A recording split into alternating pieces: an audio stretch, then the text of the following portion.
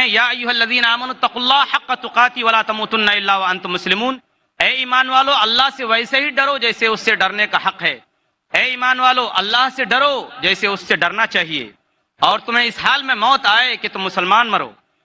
اے لوگو اپنے اس رب سے ڈرو جس نے تم کو ایک مرد اور ایک جان سے پیدا کیا ہے۔ بسم اللہ الرحمن الرحیم۔ امام حرم شیخ سعود شریم نے جو پہلا خطبہ دیا اس کا ترجمہ یہ ہے، سب سے پہلے انہوں نے اللہ کی حمد و ثنا کی، اس کی تعریف کی اور نبی اکرم صلی اللہ علیہ وسلم پر درود بھیجا، اور چنانچہ انہوں نے فرمایا کہ اللہ کے لیے ساری تعریف ہے، ہم اس کی تعریف کرتے ہیں، اس سے مدد مانگتے ہیں اور اسی سے مغفرت چاہتے ہیں، اپنے گناہوں کی معافی چاہتے ہیں۔ میں گواہی دیتا ہوں کہ اللہ کے سوا کوئی معبود برحق نہیں، اور محمد صلی اللہ علیہ وسلم اللہ کے بندے اور اس کے رسول ہیں۔ انہوں نے چند آیتیں پڑھی، وہ آیتیں یہ ہیں یا ایھا الذین آمنوا اتقوا اللہ حق تقاتہ ولا تموتن الا وانتم مسلمون، اے ایمان والو اللہ سے ویسے ہی ڈرو جیسے اس سے ڈرنے کا حق ہے، اے ایمان والو اللہ سے ڈرو جیسے اس سے ڈرنا چاہیے، اور تمہیں اس حال میں موت آئے کہ تم مسلمان مرو۔ اے لوگو اپنے اس رب سے ڈرو جس نے تم کو ایک مرد اور ایک جان سے پیدا کیا ہے، اور جس کا حوالہ دے کر تم اللہ سے سوال کرتے ہو۔ اے لوگو اے مسلمانوں اللہ سے ڈرو اور پکی بات کہو، سچی بات کہو، اللہ تمہارے اعمال کو درست کر دے گا اور تمہارے گناہوں کو معاف کر دے گا۔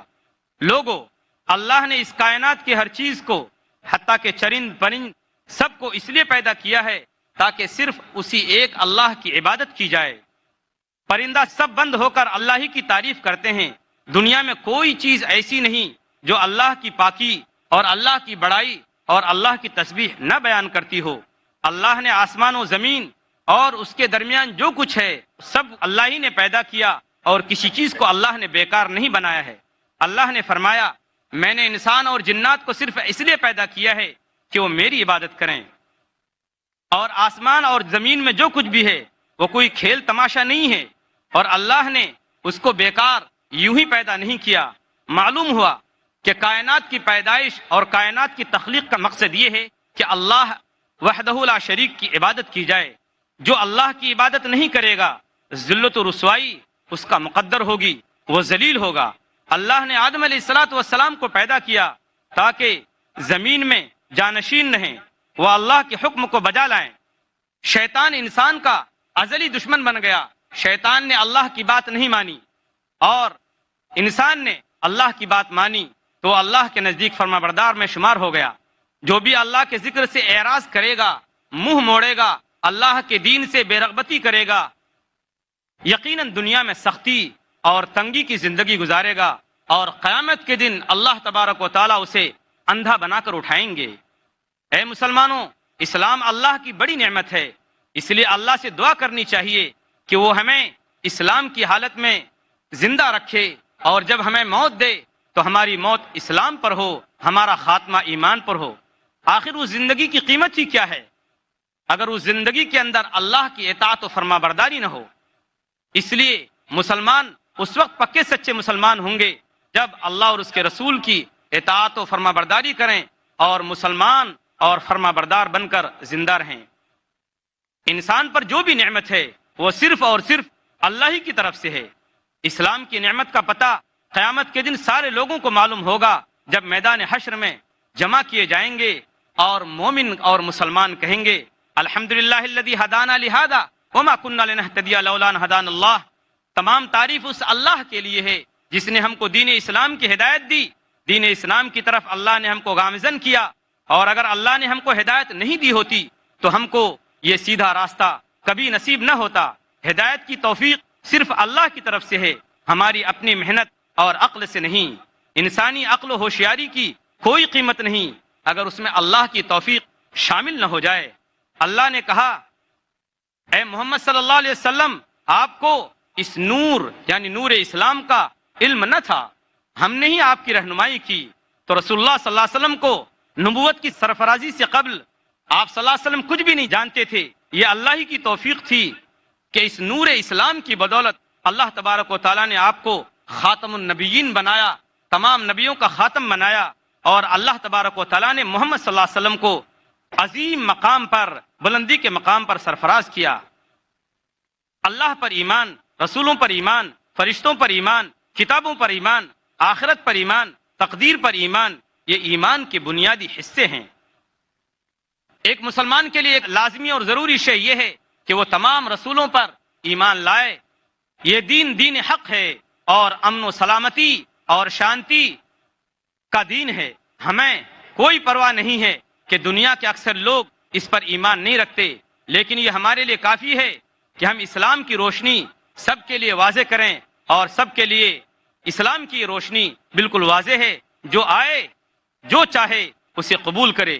قرآن میں اللہ یہ حقیقت بھی واضح فرماتا ہے کہ حق کو قبول کرنے والے بہت کم لوگ ہوں گے۔ برادران اسلام، آج کا انسان چاند تک پہنچ چکا ہے لیکن اسلام کی روشنی سے دور ہے۔ اسلام ہی لوگوں کو امن و شانتی دے سکتا ہے، جبکہ آج کی ترقی یافتہ دنیا جنگوں کو بھڑکانے اور قوموں کو لڑانے کی تجارت کرنا اپنا پیشہ بنا رہی ہے۔ اسلام کے بغیر اس زمین پر امن و شانتی کا اور سلامتی کا تصور ہی ناممکن ہے۔ اس کے بعد امام محترم نے جو دوسرا خطبہ دیا اس میں فرمایا، لوگو اللہ سے ڈرو، اللہ کا لحاظ کرو، اللہ ہی سراپا سلام ہے اور سلامتی کا ضامن ہے، حاضر و غیب کا جاننے والا ہے، اس کے سوا کوئی معبود برحق نہیں۔ لفظ سلام کو یعنی سلامتی کو ہر مومن دن میں 10 مرتبہ روزانہ پڑھتا ہے۔ ہر فرض نماز کے بعد دعائے مسنون میں اس کا ذکر 2 بار آتا ہے۔ اس طرح 5 وقت کی نمازوں کے بعد کل 10 بار یہ دعا ہر مومن دہراتا ہے، اللہم انت السلام ومنک السلام تبارکت یا ذی الجلال والاکرام۔ اے اللہ تو سراپا سلامتی ہے اور تیری طرف ساری سلامتیاں لوٹتی ہیں۔ سلام اور اس کے مشتقات قرآن میں 44 بار آئے ہیں، جبکہ حرب یعنی جنگ کا لفظ قرآن میں صرف 6 بار آیا ہے۔ سلام ہی حقوق ہے، سلام ہی قوت و طاقت ہے، سلام ہی سے انسان کے حقوق کی ادائیگی ہوتی ہے۔ جنگ کی حالت میں بھی اگر ایک کافر دشمن سلام کرتا ہے تو اپنا بھائی سمجھنے کی تاکید کی گئی ہے۔ مسلمانوں کو یہ تاکید کی گئی ہے کہ اگر کوئی جنگ کی حالت میں اس کو سلام کرے تو اس کو اپنا بھائی سمجھے۔ جنت سلامتی کا گھر ہے، امن کا گھر ہے۔ مسلمان جنت میں ایک دوسرے کو سلام کے ذریعے مبارکباد دیں گے اور ویلکم کریں گے۔ جنت والے غلط اور بیکار بات نہیں سنیں گے، صرف سلام ہی سلام آپس میں ایک دوسرے کو کہیں گے۔ اسی سلام کو زمانے میں اور زمین کے اوپر پھیلانا چاہیے، اسی سلام کو، اسی پیغام امن کو دوسروں تک پہنچانا چاہیے، اسی سلام کی طرف ہمیں اور آپ کو دعوت دینی چاہیے۔ پھر آپ نے آخر میں دعائیں دی ہیں تمام مسلمانوں کو، اور دعا کرتے ہیں کہ اے اللہ اسلام کو عزت و سربلندی نصیب فرما، اے اللہ مسلمانوں کی جان و مال کی اور عزت و آبرو کی حفاظت فرما، اے اللہ مسلمان جہاں کہیں بھی بستے ہوں زمین کے اوپر ان کی ہر طرح سے مدد فرما، اے اللہ قرآن کی، دین اسلام کی حفاظت فرما، اے اللہ مسلمانوں کو جب تک زندہ رکھ اسلام کی حالت پہ زندہ رکھ، اے اللہ جب کبھی مسلمانوں کی موت ہو تو ہر مسلمان کی موت ایمان پر ہو اور اس کا خاتمہ ایمان پر ہو۔ اسی پر امام محترم کی بات ختم ہوئی۔ ہم دعا کرتے ہیں کہ اللہ تبارک و تعالی امام محترم شیخ سعود شریم کے اس پیغام کو ہمیں عام کرنے کی توفیق عطا فرمائے۔ والسلام علیکم ورحمۃ اللہ وبرکاتہ۔